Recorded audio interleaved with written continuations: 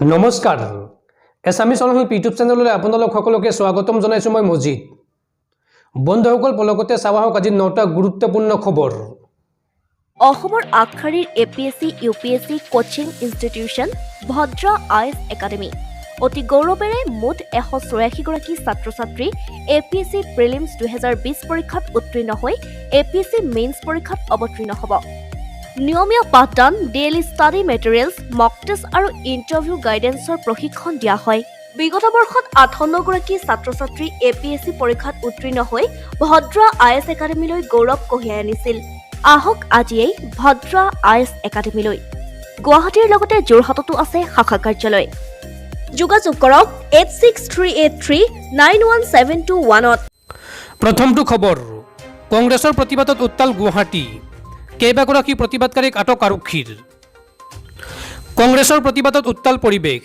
কেইবাগৰাকী প্ৰতিবাদকাৰীক আটক আৰক্ষীৰ গুৱাহাটীত যুৱ কংগ্ৰেছে বৃহস্পতিবাৰে প্ৰতিবাদী কাৰ্যসূচী ৰূপায়ণ কৰে জিয়াছ ৰোডৰ ৰাজীৱ ভৱনৰ পৰা যুৱ কংগ্ৰেছৰ প্ৰতিবাদী কাৰ্যসূচী নগাঁৱৰ ছাত্ৰনেতা কীৰ্তিকমল বৰাক আৰক্ষীয়ে কৰা গুলীচালনাৰ ঘটনাৰ বিৰুদ্ধে প্ৰতিবাদ সাব্যস্ত কৰে যুৱ কংগ্ৰেছৰ লোকসকলে প্ৰদেশ যুৱ কংগ্ৰেছৰ সভানেত্ৰী অংকিতা দত্তৰ অংশগ্ৰহণ এই প্ৰতিবাদত প্ৰতিবাদকাৰীসকলে মুখ্যমন্ত্ৰী মুৰ্দাবাদ হিমন্ত বিশ্ব শৰ্মা মুৰ্দাবাদ কীৰ্তিকমলক ন্যায় লাগে আদি শ্লোগানেৰে উত্তাল কৰি তোলে পৰিৱেশ আৰক্ষী আটক কৰিছে প্ৰতিবাদকাৰীসকলক অংকিতা দত্তকৰ প্ৰতিবাদত বাধা প্ৰদান কৰি টানি চুচুৰাই বাছত উঠাই লৈ যায় আৰক্ষীয়ে পৰৱৰ্তী খবৰ 246 গৰাকী দুৰ্দৰ্শ উগ্ৰপন্থী কেডাৰৰ অস্ত্ৰ সম্বৰণ প্ৰতিগৰাকীকে 1.5 লাখ টকাৰ এককালীন সাহায্য ৰাজ্য চৰকাৰৰ 246 গৰাকী দুৰ্দৰ্শ কেডাৰৰ অস্ত্ৰ সম্বৰণ প্ৰতিগৰাকীকে 1.5 লাখ টকাৰ এককালীন সাহায্য প্ৰদান ৰাজ্য চৰকাৰৰ 27 জানুৱাৰী তাৰিখে গুৱাহাটীৰ কলাক্ষেত্ৰত 246 গৰাকী কেডাৰে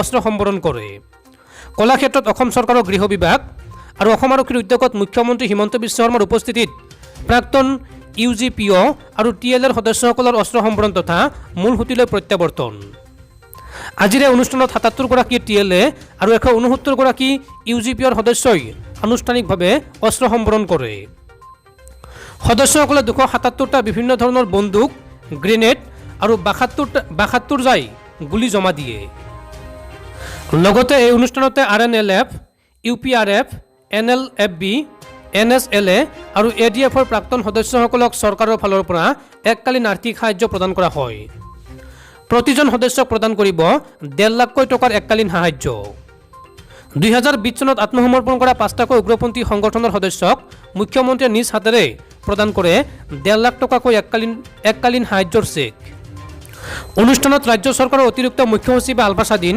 আৰু কেলক মূল সুঁতিলৈ ঘূৰি আহিবলৈ আহ্বান জনায় মুখ্যমন্ত্ৰীয়ে নিজৰ ভাষণত কয় যে অসমৰ জনজাতীয় আৰু ক্ষুদ্ৰ জাতি সত্তাসমূহৰ মাজত সহস্ৰ সংগ্ৰামৰ যি ধাৰা সৃষ্টি হৈছিল সেই ধাৰা আজি নাইকিয়া হৈছে 10 মাহৰ পূৰ্বে যিমান সহস্ৰ সংগ্ৰামৰ যুৱক যুৱতী মূল সুঁতিলৈ ঘূৰি আহিছে সকলোকে আমি পুনৰ সংস্থাপনৰ ব্যৱস্থা কৰি দিছোঁ আলফা আৰু কেলক বাদ দি অসমত আৰু কোনো সংগঠন আলোচনাৰ বাহিৰত নাই 26 জানুৱাৰীত আলফাৰ যি ভূমিকা সেই ভূমিকাই আমাক এটা আশাৰ পোহৰ দেখাইছে বুলি মন্তব্য কৰে মুখ্যমন্ত্ৰীয়ে এটা দিন আহিব আলফাৰ সৈতে আলোচনা কৰি আমি সমস্যা সমাধান কৰিব পাৰিম শান্তিৰ কপজনী অসমলৈ স্থায়ীভাৱে ঘূৰি আহিব বুলি মন্তব্য কৰে মুখ্যমন্ত্ৰী হিমন্ত বিশ্ব শৰ্মাই পৰৱৰ্তী খবৰ সাৱধান ভয়ংকৰ গতিত আহি আছে কৰোনা অমিক্ৰণতকৈ অধিক সংক্ৰামক হ'ব কোভিডৰ পৰৱৰ্তী প্ৰকাৰ বিশ্ববাসীক পুনৰ সকীয়ালে বিশ্ব স্বাস্থ্য সংস্থা চমুকৈ WHOই পৰৱৰ্তী কোভিড-19ৰ প্ৰকাৰটো নিশ্চিতভাৱে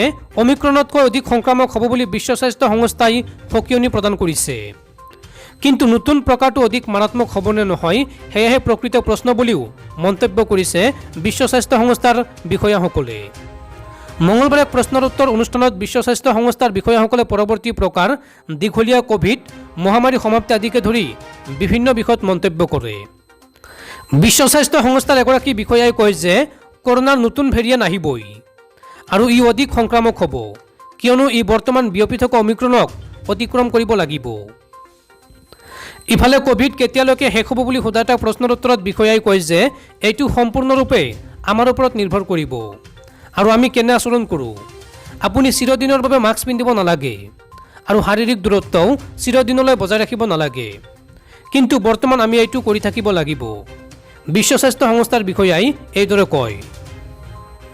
বন্ধুসকল, তাৰপিছৰ 4 নম্বৰ খবৰটো জনোৱাৰ আগতে আপোনালৈ এটা সৰু ৰিকুৱেষ্ট, যদি তেওঁলোকে এইটো ভিডিঅ'ত লাইক কৰা নাই তেন্তে প্লিজ এটা লাইক কৰি দিয়ক আৰু এনেকুৱা ধৰণৰ নতুন নতুন ভিডিঅ' পাবলৈ চেনেলটো ছাবস্ক্ৰাইব কৰি কাষত থকা বেল আইকনটো প্ৰেছ কৰি ৰাখক। পৰৱৰ্তী খবৰ, দীৰ্ঘদিনীয়া অপেক্ষাৰ অন্তত টাটা গ্ৰুপৰ অধীনলৈ গ'ল এয়াৰ ইণ্ডিয়া।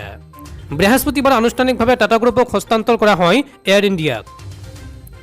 দীঘলীয়া অপেক্ষাৰ অন্তত আনুষ্ঠানিকভাৱে টাটা গ্ৰুপৰ অধীনলৈ আহিল এয়াৰ ইণ্ডিয়া। টাটা সঞ্চৰ অধ্যক্ষ এন চন্দ্ৰশেখৰণে বৃহস্পতিবাৰে পুৱা প্ৰধানমন্ত্ৰী নৰেন্দ্ৰ মোদীক সাক্ষাৎ কৰাৰ কেইঘণ্টামানৰ পিছতে এয়াৰ ইণ্ডিয়াক আনুষ্ঠানিকভাৱে টাটা গ্ৰুপক হস্তান্তৰ কৰা হয়।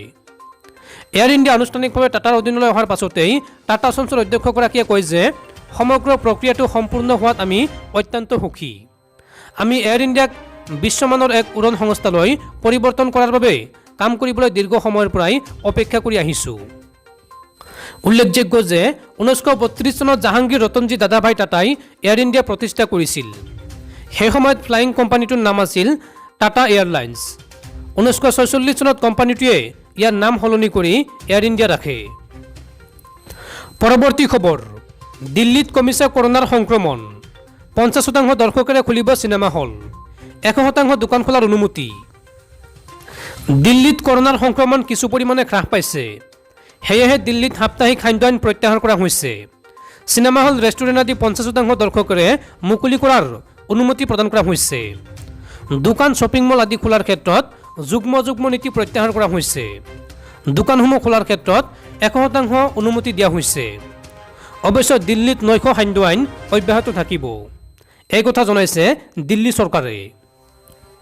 পৰৱৰ্তী খবৰ, অৰুণাচল প্ৰদেশৰ সন্তানহীন যুৱক মীৰাম টাৰণক ভাৰতীয় সেনাক গতাই দিলে চীনা সৈন্যই। 19 জানুৱাৰীত PLAৰ দ্বাৰা অপহৃত হোৱা অৰুণাচল প্ৰদেশৰ 17 বছৰীয়া সন্তানহীন যুৱকজনক ভাৰতীয় সেনাক হস্তান্তৰ কৰা হৈছে। চীনে যুৱকজনক মুকলি কৰাৰ বাবে হটলাইনত স্থান দিয়াৰ এদিন পিছতেই বৃহস্পতিবাৰে যুৱকজনক মুকলি কৰি দিয়ে। কেন্দ্ৰীয় আইনমন্ত্ৰী কিৰণ ৰিজিজুৱে টুইট কৰি এই কথা জনাইছে। 19 জানুৱাৰীত পূব অৰুণাচল প্ৰদেশৰ সাংসদ তাপিৰ গাঁৱে দাবী কৰিছিল যে মীৰাম টাৰণ নামৰ এজন 17 বছৰীয়া যুৱকক ভাৰতীয় ভূখণ্ডৰ ভিতৰৰ পৰা অপহৰণ কৰা হৈছে। 23 জানুৱাৰীত ভাৰতীয় সেনাই চীনৰ পিপলছ লিবাৰেশ্যন আৰ্মি চমুকৈ PLAৰ সৈতে হটলাইন সক্ৰিয় কৰাৰ 3 দিন পিছত চীনে প্ৰতিক্ৰিয়া ব্যক্ত কৰি কয় যে 17 বছৰীয়া যুৱকজনক এসপ্তাহৰ ভিতৰত ঘূৰাই দিয়া হ'ব। গণতন্ত্ৰ দিৱসৰ দিনা সক্ৰিয় কৰা এটা হটলাইনত কিৰণ ৰিজিজুৱে কৈছিল যে চীনা সৈন্য ইতিবাচক সঁহাৰি দিছে আৰু 17 বছৰীয়া যুৱকজনক হস্তান্তৰ কৰাৰ ইংগিত দিছে। অৰুণাচল প্ৰদেশৰ ভাৰত চীন সীমান্তৰ ৱাছাটামাই পইণ্টত আজি মীৰাম টাৰণক ভাৰতীয় সেনাৰ হাতত গতাই দিয়ে চীনা সৈন্যই।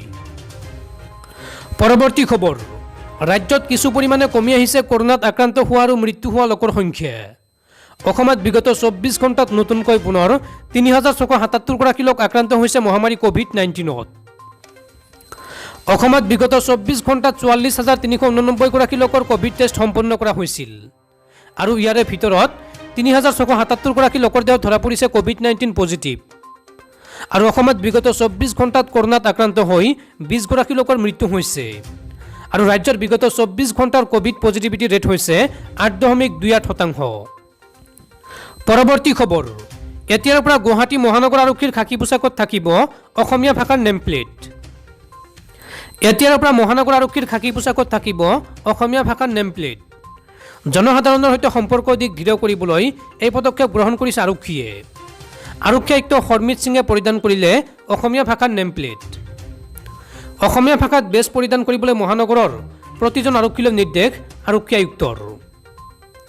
জনসাধাৰণক আৰক্ষীৰ অধিক কাষ চপাই অনাৰ বাবেই এই পদক্ষেপ গ্ৰহণ কৰিছে মহানগৰ আৰক্ষীয়ে।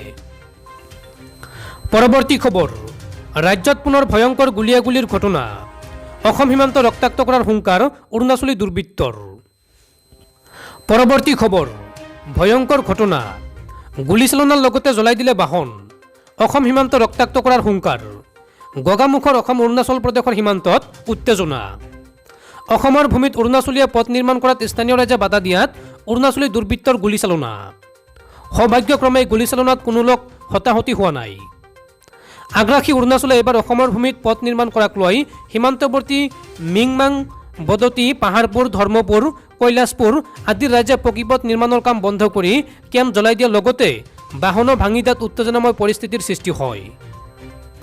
উল্লেখযোগ্য যে ইটানগৰৰ পৰা লিকাবালি সংযোগী প্ৰধানমন্ত্ৰী গ্ৰাম চড়ক যোজনাৰ অধীনত নিৰ্মাণ হৈ থকা পকী পথটোক লৈ দুই ৰাজ্যৰ মাজত সংঘাত লাগিছে। পথটোক লৈ ইতিমধ্যে বহুবাৰ প্ৰতিবাদী কাৰ্যসূচী গ্ৰহণ কৰি আহিছে দুখন ৰাজ্যৰ ৰাইজে। ধেমাজি জিলা প্ৰশাসন অথবা অসম চৰকাৰকো এই সন্দৰ্ভত নিবেদন জনোৱা হৈছে, কিন্তু কোনো ধৰণৰ পদক্ষেপ গ্ৰহণ নকৰাৰ ক্ষোভ অসমৰ ৰাইজৰ। শীঘ্ৰে অৰুণাচলৰ পথ নিৰ্মাণ কাৰ্য বন্ধ নকৰিলে দুখন ৰাজ্যৰ মাজত ভাতৃ সংঘাত হোৱাৰ সম্ভাৱনা প্ৰকট হৈ পৰিছে। অসম চৰকাৰ অৰুণাচল চৰকাৰৰ লগত শীঘ্ৰেই এই সমস্যা সমাধান নকৰিলে ৰক্তাক্ত হোৱাৰ সম্ভাৱনা অধিক। আনহাতে অসম অৰুণাচল সীমান্তৰ সীমাবস্তিৰ প্ৰৱেশদ্বাৰত হাতে হাতে লাঠি দা ধনুকাৰ লৈ সষ্টম অৰুণাচলী। প্ৰশাসনৰ প্ৰৱেশত নিষেধাজ্ঞা অৰুণাচলী লোকৰ। ঘটনাস্থলীলৈ যোৱা প্ৰৱেশ পথতে লাঠি জেং কাইটিয়া তাৰ লৈ পথ বন্ধ কৰি ৰাখিছে অৰুণাচলী লোকে।